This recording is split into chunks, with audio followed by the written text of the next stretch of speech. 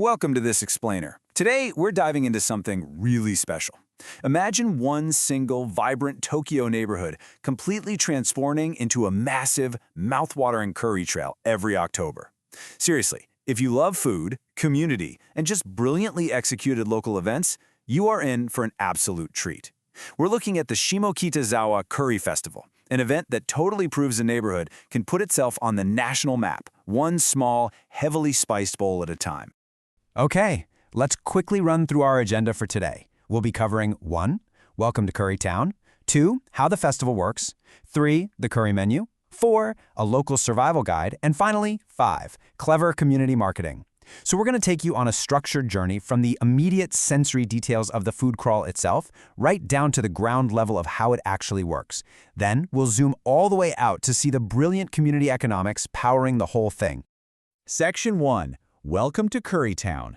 To really understand this event, we first need to wrap our heads around the sheer scale of what happens to the neighborhood of Shimokitazawa for about 10 days each autumn. Over 100. I mean, that is just a staggering number of local shops banding together to create a single, sprawling food crawl. And you know what's truly amazing? It's not just traditional curry houses participating. Cafes, bars, and bistros that don't normally serve curry at all suddenly jump in with their own creative, one-off specials just for the occasion. For a week and a half, everywhere you look, the entire neighborhood is completely unified by a deep, shared love for this one dish. Now, you might be wondering, why curry?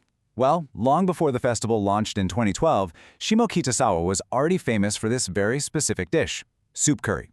It's exactly what it sounds like, a highly spiced, deeply aromatic broth loaded up with hearty vegetables and a protein. It's the culinary backbone of the area.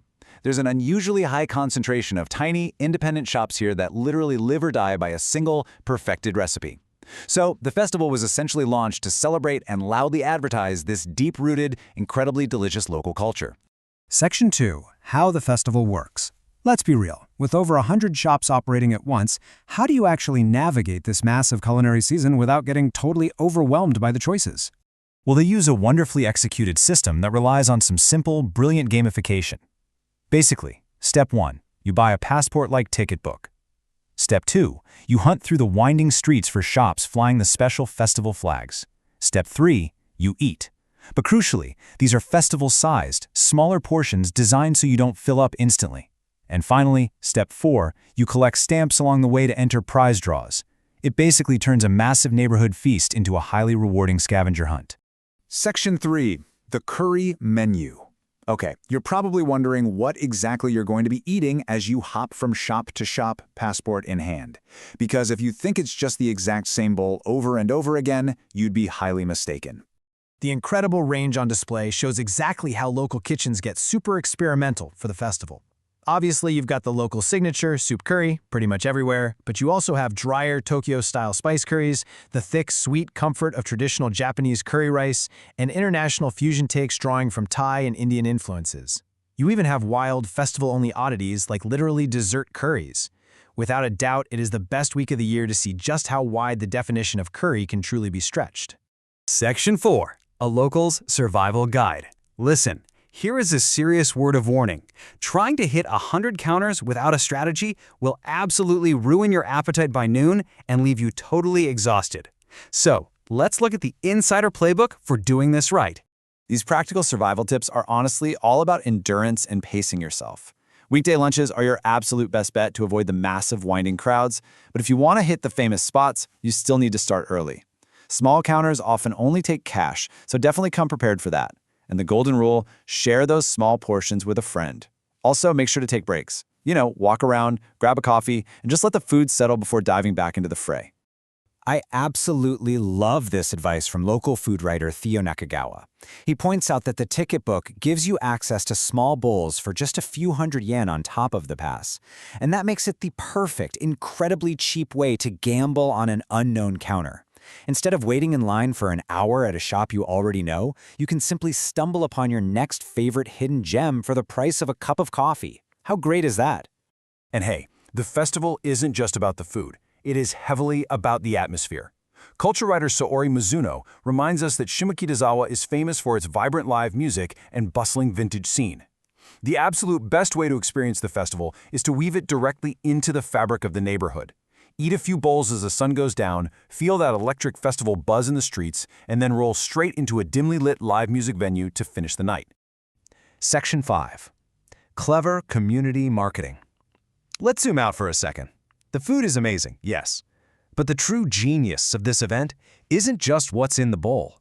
It's the underlying business strategy making the whole thing happen. Think about a typical corporate restaurant week in a major city.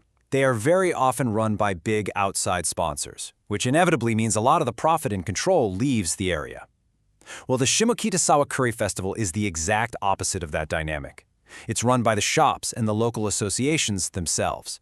That scrappy, fiercely independent spirit ensures that all the economic benefits and all the national attention remain right there in the neighborhood, heavily supporting the very people who actually make it special. And this right here is perhaps the absolute smartest part of the whole design, the small portion format. By offering these cheap, festival-sized bowls, the entire district essentially becomes one giant tasting menu. It acts as a highly powerful discovery engine. It gives tiny, out-of-the-way shops a very low-risk shot at landing first-time customers who might otherwise never walk through their doors on a normal day. And you know, this isn't just some one-off stroke of luck. It builds into a broader, deliberately planned year-round calendar. This neighborhood relies heavily on community-driven street events in every single season. From the traditional bean-throwing Tengu festival in the winter to the Moon Art Night in September, it's a community that intimately knows exactly how to activate its streets to keep people coming back time and time again. So that brings us to our final thought. The Shimokitazawa Curry Festival's runaway success has cemented the neighborhood's national image to the point that other towns in Japan are literally copying the exact format. Which leaves us to genuinely wonder. If you strip away the playful stamps and the colorful flags, what you're left with is a brilliant piece of community marketing dressed up as a massive party. Could this collaborative, low-risk, discovery-driven blueprint be the ultimate way to save and promote local businesses in your own neighborhood? Think about it. Thanks for hanging out with me for this explainer, and I'll catch you next time.